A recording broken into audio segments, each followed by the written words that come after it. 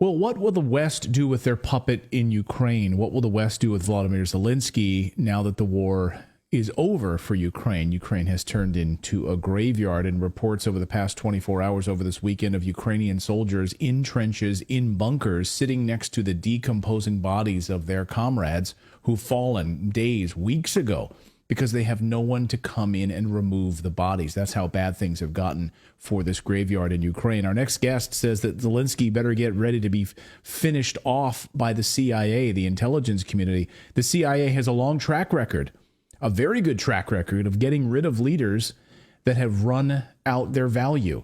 And the CIA has managed to put an end to those people. Someone who knows exactly how the CIA operates is Larry Johnson, who used to work for the CIA. Has an intimate knowledge of how this unfolds. Larry, good to see you. Welcome back to the show. Thanks, Clayton. Good to be with you. So your position over the past few days has been Zelensky better watch out. The CIA, the intelligence community, will do in him the way that they've done in other leaders, no? Right. When you look at the history of the United States in dealing with these kinds of foreign conflicts, we have a very consistent pattern. You know, we're like the abusive spouse who's been married multiple times, who keep beating up our mate. So go back to Diem in Vietnam. He wound up dead. Then you get Manuel Noriega. He was kidnapped, taken prisoner. We invaded his country, brought him to the United States. Saddam Hussein, remember the photographs? He's arm in arm with Donald Rumsfeld. Hey, we're great friends. Right. So, the West has been praising Zelensky as the new Winston Churchill, which just, goes to underscore the level of delusion that has possessed the West.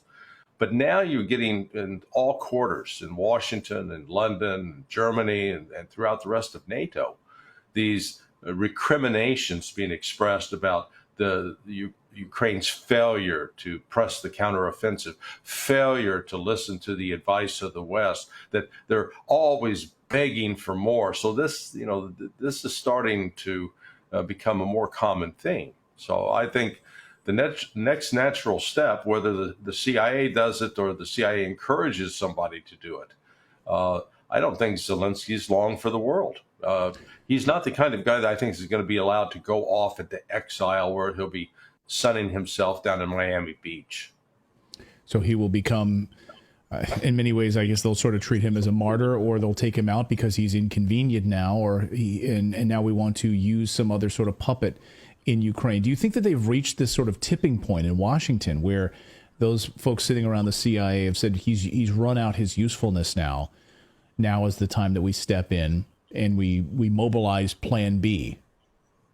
I don't think we're there quite yet because, you've had Victoria Nuland elevated to the number 2 position in State Department as the Deputy Secretary of State.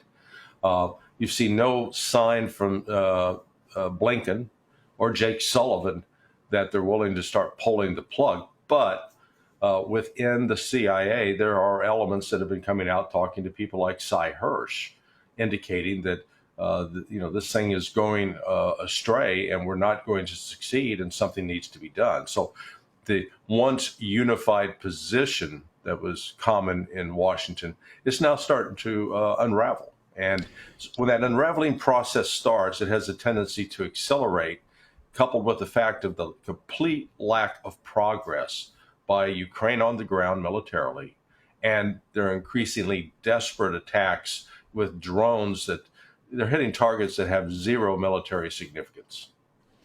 Do you think that NATO is about to throw Ukraine under the bus? Or, we already know that they've thrown Ukraine under the bus, right? They don't give a shit about Ukraine. Right. Ukraine has become a graveyard for NATO's passions and expansion.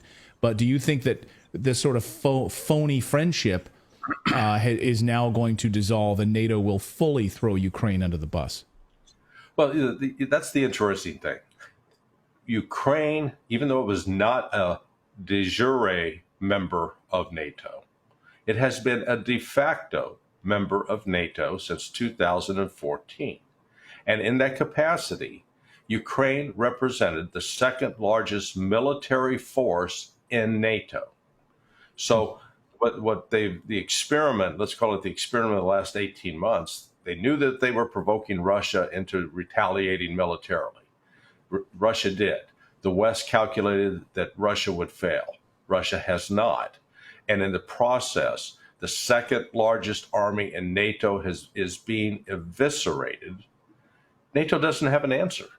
What can NATO do? In fact, what they've watched is all of these incredible technological weapons systems that were going to be game changers are being destroyed and are not making any difference whatsoever on the ground. So and I think, candidly, NATO doesn't know what to do, because what is it going to do? What the United Kingdom's going to mobilize its army of 75,000 guys? I mean, Right. It's just we've reached the point. It's ridiculous. All NATO can do is talk tough, posture, and do nothing. I want to get your sense of exactly how this attack on Zelensky would unfold, how the CIA will make this happen, the intelligence communities, the CIA, the MI6 will take out Zelensky. And I've heard reports that this would happen in a way where they would make it look like Russia did it. That's sort of the plan on the table right now, is that he will be taken out. They will make it look like Russia did it. He will be martyred in some sort of way as a convenient cover story. What's your sense of how this will unfold? Well, the most likely one is an explosion in his headquarters that can then be attributed to a Russian missile that Russia did kill him. But I think that the key actors in this are going to be the military. Zelensky, the head of the Ukrainian military, because they're under enormous political pressure to deploy these troops, and Zelensky, for all of his faults, is still a military man, and I think it has to absolutely horrify him with the casualties that they're seeing. And you mentioned that report earlier, the Ukrainian troops sharing bunkers with corpses. I don't know if you've seen the image, but the image is just horrific. Awful. It's unbelievable. Yeah, can you imagine sitting there next to one of your fallen comrades from 2 weeks ago, whose body has been decomposing next to you while you're waiting to see whether or not you're going to survive? Yeah, that type of death has a very tangible presence, as far as it affects all of your senses, and it's just and yet here these guys are. So I mean, it shows you the depths to which they've fallen. And Ukraine now, they don't have any viable path forward. They can throw as many men as they want at these defensive lines the Russians have erected, but they have no way of breaking through because they lack the essentials of air power, mobile artillery, etc. I want to play now a clip for our audience and get your take on this, Larry. This is a remarkable clip from the man who's in charge of this entire theater for NATO and for the United States, and basically admitting that Russia hasn't been hindered at all in this operation. Undersea capabilities, air capabilities, they haven't been degraded at all. So all of what we've been hearing from the West has been an utter lie. Watch it right from the horse's mouth. First of all, sir, if I could, I'd like to underline your comment about the specificity of the degradation of the Russian forces. Much of the Russian military has not been affected negatively by this conflict. One of those forces is their undersea forces. It's hard to talk in public, as you well know, sir, about undersea warfare and our efforts in that regard. But I can say that the Russians are more active than we've seen them in years, and their patrols into the Atlantic and throughout the Atlantic are at a high level. Most of the time, at a higher level than we've seen in years. And this is, as you pointed out, despite all of the efforts that they're undertaking. So, Larry, he once again doubled down on this. This is, of course, testimony at the House Oversight Committee on specifically what's going on with Russian forces. And we've been hearing from the West. But you hear, I mean, NATO is absolutely losing this, and Russia has not been degraded at all. Right. Well, and notice the narrative, the meme has shifted from Ukraine's defeating Russia to Ukraine is degrading Russia to, geez, Ukraine's not even degrading Russia. And what they're talking about in there is Russia's robust submarine force. Only two countries in the world with capable nuclear submarines are Russia and the United States. And Russia has actually probably risen to a level that surpasses the U.S. capability, because they've deployed a drone submarine capable of launching nuclear missiles on the United States, and the United States has no way to prevent that or to counter that threat. And within this, as we've seen over the last 18 months, Russia did underestimate or miscalculate the will of the West to try to throw everything in to support Ukraine, and had not ramped up its military production. But that has changed. It is now operating on all cylinders. It's producing everything from tanks to hypersonic missiles to conventional missiles to artillery shells to helmets and uniforms, everything that the Army needs. It has increased its manpower beyond its reserves. It's brought in new active duty. It's got the luxury of being able to train people. Everything that I've just said, Ukraine does not have. And NATO cannot supply. NATO can't make up the gap. So that's what the General Cavoli is, at least he has the common sense to acknowledge that reality, because everybody else has been pretending that the Russians are inept and incapable. I want to talk, before I get you out of here, about Africa and, of course, the protests and, Africa on the rise, the kicking out of the Imperial West throughout Africa. And over the weekend, the United States started launching warplanes to the Niger border with weapons and armor. And I've read reports that much of a lot of the weapons could be coming from Ukraine, that there could be a redistribution of weapons and armament coming from Ukraine, or at least some of the weapons that are meant for Ukraine are winding up in the black market being used there, which we've been reporting on here for a while. What's your sense of where the flow of this black market military equipment is coming from, and how and where it's going to wind up through Africa? If I could go to a London bookie and they could allow you to place a bet, I think we're going to see some of these shoulder-fired surface-to-air missiles that were sent to Ukraine to attack Russians are going to wind up being used against U.S. and French military forces by the armies of Burkina Faso, Niger, and Mali. Wow. They have probably gone to the black market because they've not been able to get these kinds of weapon systems from their colonial masters, as we shall call them. So we're looking at a real split. And the Wagner Group is reportedly in at least Mali and was offering to provide assistance to Niger. So what we're looking at is the possible start of a new proxy war between Russia and the West. Great news. Great news. Yeah. Our proxy wars keep metastasizing like cancers all over the world.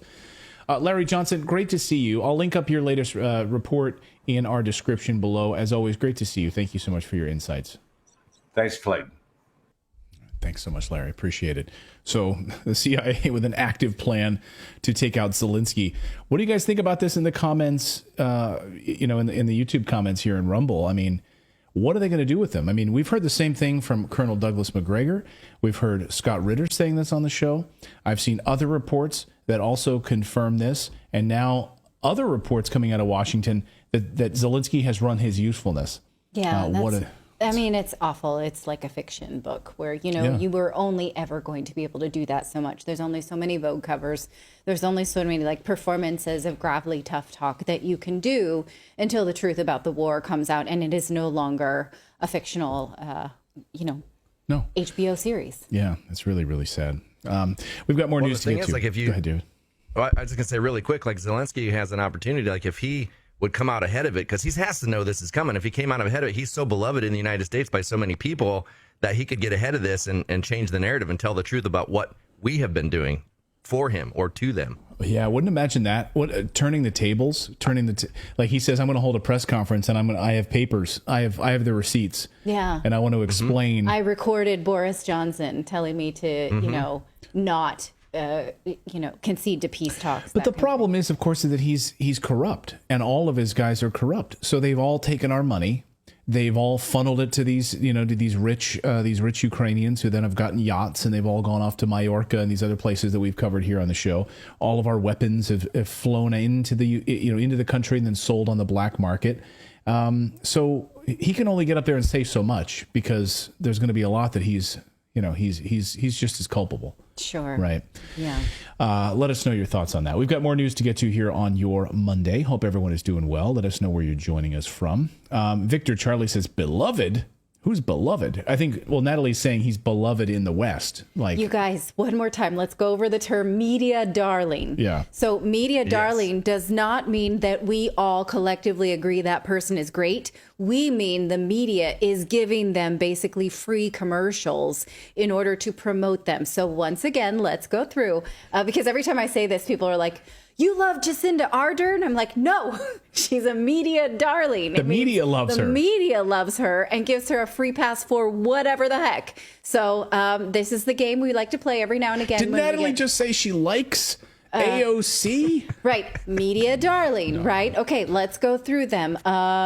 Nicola Sturgeon, Justin Trudeau, Mark Rutte, I want to say, is a media darling. Any more you guys have? People who are like, you should be critical to that person, but they're not. Oh, yeah, they don't ask tough Ursula von questions. der Leyen. Exactly. Dr. Fauci. Dr. Fauci. Yes, he could be on a poster, media darling. Okay. They should make action figures of Fauci. Zelensky. Oh, wait, they did. Media darling. Yeah. Absolutely right. Yeah. I can think of, so many. Most of these, Western dictatorial leaders who, smile for Vogue while slowly taking away liberties and rights. Exactly. Okay. Well, and I use the word beloved because I just assume like our viewers know when I say beloved, I mean by the propagandists, not by us.